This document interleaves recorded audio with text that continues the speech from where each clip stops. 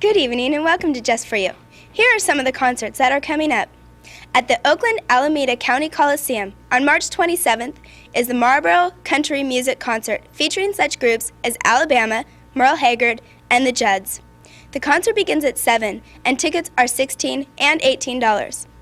At the Concord Palace on March 7th is the Greg Kihn Band. It begins at 9 and tickets are $8 to get in. On March 4th is WASP at the San Jose Civic. It begins at 7:30 and tickets are $15.50 in advance. Now here's trivia. What song did this model, Nick Kamen, sing, and who were the writers and producers? Next, what is Madonna's full name? Well, think over the questions, and I'll be back at the end of the show to give you the answers. Enjoy. Good evening. Tonight's album review is Megadeth. Peace Sells, But Who's Buying is the latest from our friends Megadeth, who appear on Combat Records. Megadeth's lineup consists of Dave Mustaine, Dave Ellefson, Chris Poland, and Gar Samuelson. Now, I'm not into thrash metal as much as I used to be, but there was something appealing about this album. In fact, when I first heard it, I thought that it kind of sucked, but it kind of grew on me. The songs are Wake Up Dead, The Conjuring, Peace Sells, the one you're listening to now, Devil's Island, which has a very good bass track, Good Morning, Black Friday, Bad Omen, I Ain't Superstitious, and My Last Words. The tape was recorded on XDR, Expanded Dynamic Range for better quality sound. The album is a bit better than the previous one, Killing Is Thy Business and Business Is Good. Megadeth has come a long way in a very short time. On a scale of 1 to 10, I give this a 6.75. Good night, and remember, to get a free gift, just write us a letter. Howdy! This week I decided to do something new again. No, don't worry, I didn't do another animation. But see, this time I decided to actually get off my tush and do some work. Actually. See, this week I'm doing a movie preview. And for me to get all this information, I had to be at Thrifty for over 3 hours, so you better appreciate it. Okay. Well, quick, name the one director, writer, and producer who has captivated the youth of America and completely dominated him. Well, yes, Steven Spielberg, you're pretty close, but see, he's more like a family type of movie, you know? And without a doubt, John Hughes, that's the correct answer. John has done so many movies like Pretty in Pink, Ferris Bueller's Day Off, and the popular Breakfast Club. Hey, well, John's done it again. See, this time with his new movie, Some Kind of Wonderful. It stars Eric Stoltz as Keith Nelson, a high school senior who is determined to be his own person, even if it means being an outcast among friends and family. Keith works after school as a garage mechanic, and more than anything, what he really wants to be is an artist. Keith doesn't seem to fit in with the other kids at school. See, and his father is really pressuring him to go get a degree in college for business. Keith just wants to be his own person. That's it. Keith's best friend is drummer girl Mary Stuart Masterson. Besides her boyishness and independence, she's really fallen in love with Keith, who, and he, does not have any idea how she feels for him. See, him in turn likes Amanda, played by Leah Thompson, and Amanda is the girlfriend of the arrogant and flirtatious Hardy Jens, played by Craig Sheffer. See, Amanda feels really forced to stay with Hardy because she's afraid if she loses him that her friends will not accept her any longer. But when suddenly Hardy's manners has become so outrageous, she finally accepts a date with Keith. And see, poor drummer girl is the one that has to teach him how to act with her. Well, that's actually out in the theaters. I can't really give you an evaluation, but just by reading all this information, it's made me want to spend $5 and actually go see it. Some Kind of Wonderful will be released in February in the theater nearest you. And you can bet it'll be some kind of wonderful movie. Thank you. Good evening. I'm Chris Kale, and welcome to the most exciting part of our show, letters. In response to last week's show, I received a letter, and it was a shocker, let me tell you. This person, Mila Clark of Walnut Creek, California, sent me a letter. And I'm happy to say that Mila will receive the record or tape of her choice. And yes, a special added feature will be a date with the one and only me. And you know, her letter was sort of on the weird side because I think she might have misunderstood me when I told her IQ must be 10. because she sent me this coupon here for a Jack-in-the-Box meal. But Mila, I still love you, so it's okay. I also got a letter from, that's right, I got it from the IRA. And they're not too happy with me, so they're not going to be getting a record or a tape this time. But I want you to know that I want your letters to keep coming in here. Just remember, you can write anything you want to me, anything at all. And I'm going to tell you right now, the first two people who send the records or the letter to me this time is going to receive not only a record or tape of your choice, but an autographed picture of Dave O'Connell. That's right, an autographed picture of Dave O'Connell.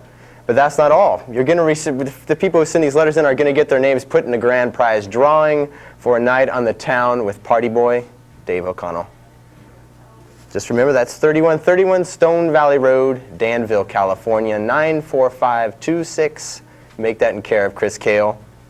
And I'm sure all you women out there will keep your letters coming in because you know that Dave prize is out there for you. Please, I love you all, and enjoy the sun. Thank you. What has cost over $200 million to enforce, wasted 102 man-years for every life it supposedly saved, turned one more government office into a pack of liars, and made us a nation of lawbreakers? The 55-mile-an-hour speed limit. In 1974, the law was passed to reduce the 65-mile-an-hour speed limit to 55. The reason for this ridiculous act of Congress was to save fuel due to the Arab oil embargo, better known as the gas shortage. I'm sure everyone over the age of at least 16 remembers the gas shortage. I know I sure do. Waiting in long lines at the gas stations, and only on certain days could you get gas, depending upon your license plate. So as an emergency measure, Congress lowered the speed limit, convincing everyone that going slower would actually conserve fuel. This isn't true. Fuel economy is much more dependent on car design than car speed. Tests have proven that a small car going 90 gets better gas mileage than the big ones do at 55. So if we really want to save gas, the law should push smaller cars. Now, over 10 years later, the 55-mile-an-hour speed limit is still in effect. Do we have a gas shortage now? No, we have oil up the yin-yang. In fact, in 1986, they were practically giving gas away. So now, supporters of the 55 have switched over from fuel-saving to life-saving to justify their position. They claim that the 55 is responsible for preventing serious accidents and saving lives. Well, that's BS. Yes, there were less traffic deaths during the first year of the 55, but think about it. We were in the middle of a major gas shortage. There were a lot less cars on the road, so naturally there were fewer deaths. I really don't believe the 55-mile-an-hour speed limit saves lives, mainly because no one abides by it, and those who do are hazards anyway. Drunk driving is still the biggest killer on the road, and drunk drivers sure as hell don't pay attention to the speed limit. This law was passed in a really screwed up decade, and I think it's time for a change. It would save a lot of money and headaches if they would just raise the limit to 65, because we just can't drive 55. Thank you. Good night. Good evening, I'm Spencer, and tonight I will be reviewing a show that finds great trouble in me. The Dr. Gene Scott Show is what I saw while flipping through the channels, and all I saw in Dr. Gene Scott was a thief disguised in a cowboy hat and a stogie, trying to be a savior. Well, if I had the power, I'd definitely lock this guy up. Why don't we see this? Said, I never expect any person to give more than the tithes that belong to the Lord and offerings, and in essence, I put a ceiling. I said, you give 25% of your income, that's enough. If you give more, it's something you and God worked out. You are not to interpret any pressure that you might feel for your pastor in any kind of situation to go beyond that. Haven't I said that?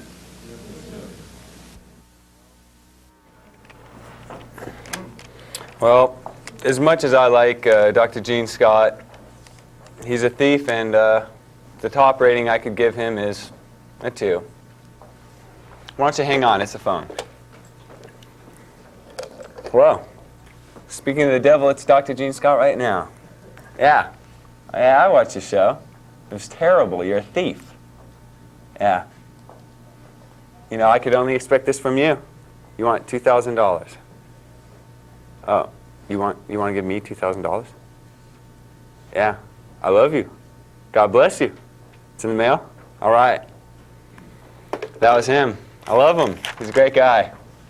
In fact, if I could enforce it in you, I'd have all you guys watch Dr. Gene Scott every chance I got. Well, I'd give him a 9. Good evening, all the people out in TV land, and welcome Yes, to People Are Babbling. starring Gwen. And when? Yes, and tonight we have our very, very distinguished guest, Yes. Mr. Simon Levinsky. Yes, Very, we, sorry to say, but we got a little desperate this week for guests. A little desperate. Yeah. Well, Well, if you're interested in being our show, you have to be incredible looking and you have to be single. yes, and you can write us at 6161 Stone Valley Road, Danville, California. 94526. Yes. Well, why are you on the show? If, you know, I mean, Well, I may be single, but I'm incredible looking, aren't I? You sure are. yeah. Well, anyways, Mr. Levinsky's here, and he is talking about teen pregnancy. Yeah, and the so problem. Simon, I mean, geek. Gwen.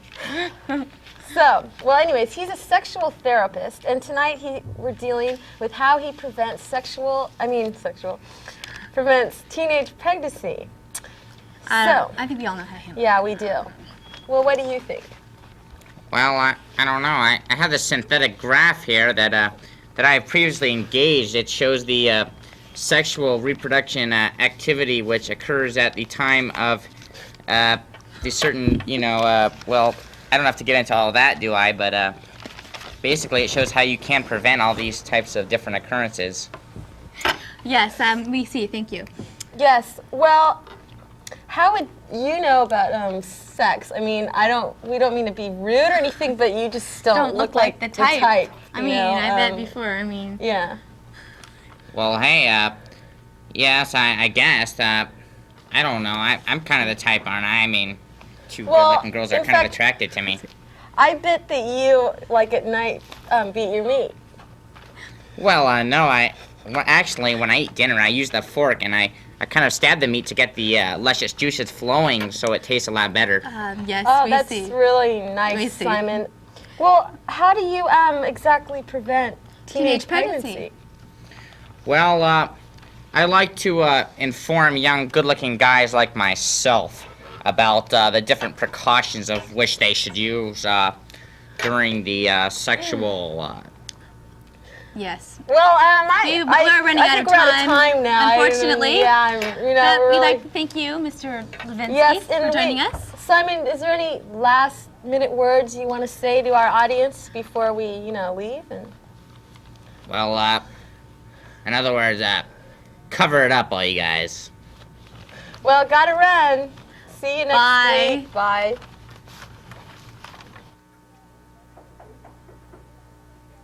Hello and welcome to the news. The recent sunny weather has prompted many Americans to start the old spring diet again. Just for You wants to take this chance to wish you all the best of luck. We know how hard dieting is and we know those temptations are hard to resist. That's why we want you to know that we're with you all the way. We won't do anything in this newscast to make you want to eat. We appreciate the need for people to look good in a swimsuit. Moving on, the most important news story this week involves Spencer's fishing trip. Over the weekend, Spencer and his girlfriend caught a big fish. They're both very proud. Here's a picture of Spencer holding up the prize fish. Some people think he's a little old for Katrina, his girlfriend that is. Write in, tell us what you think. We'll be sure Spencer gets your opinion, and we promise we'll read at least part of the letter, any letter you mail on TV. In the big picture tonight, an inquiring mind like mine found the most interesting couple in Danville, California. Monte Vista's hottest teacher, Chester Farrow, and his wife, Sugaroo, were chosen from 200 applicants to become the most radiant duet. During an interview, a reporter asked Chet about his amazing wife and how and when they met. Chet replied, "I don't know where and how." Then he turned to his wife and stated, "I love Rue. This is one story which belongs in a zoo." And speaking of attractive objects, I would like you to see James Katami's beautiful girlfriend. She's a hefty hopper at 4 pounds, and that's no bull. She's only 8 years old. Guess you couldn't get anything older, could you, James? I guess you go for those girls with a personality because because beauty is only skin deep, and thank God for that. My, what wonderful couples. Well, that's the news until next week. I'm Megan, and if you didn't like the news, then go out and make your own. Thank you. Good evening, ladies and gentlemen. My name is Rabbi Bagel, owner and president of the Bagel King.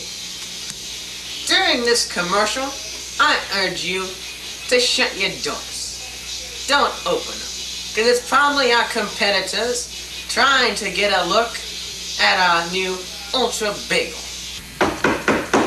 It's Rabbi Goldstein. As you can see here, it's flamboyant over a hot fire. And the good thing is we put everything on. We put the sour cream, the cream cheese, the butter, and even our homeland special sauce. It's Ernie Tash from the deli. I met you last night at the bar mitzvah. How much is it? The good thing is it's only 2 cents. So where's your change? I got a dime. Can I have some change, please? I'll see Hi, what I Dad. can do. Here you go. Here's your change, boy. 1 penny, 2 penny.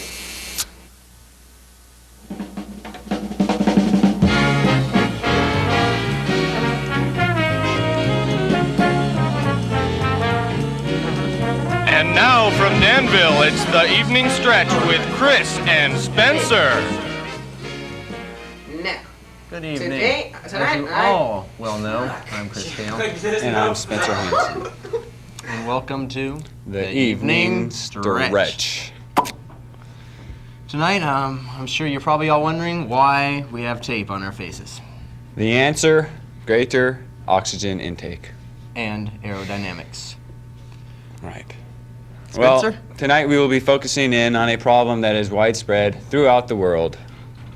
And that problem is something that I'm sure terrifies and torments practically every human being alive. Charlie horses. Now, everyone at one time or another has experienced at least one Charlie or another, even Heathcliff. That's right. And it's weird because Charlie horses kind of attack you at the weirdest times, like when you're in bed, Chris. That's right, Spencer. And I have a tip for all of you. Just stand up on your Charlie horse and it'll go away. You know, We'll see you next week on the evening stretch.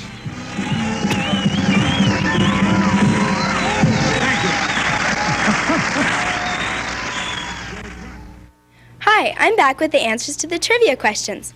First, what song did the model Nick Kamen sing, and who wrote and produced it? The song was called Each Time You Break My Heart.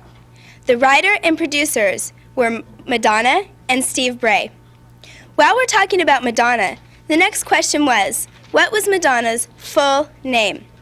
It is Madonna Louise Veronica Siscone Penn. Well, that's the show, and we hope you enjoyed it. If you have any comments, questions, or suggestions, or you want to write Gwen or Wen or the Evening Stretch, you can send all correspondence to Monte Vista High School, care of Rainbow Studios, 3131 Stone Valley Road, Danville, California, 94526. Thank you for tuning in, and we'll see you again next week.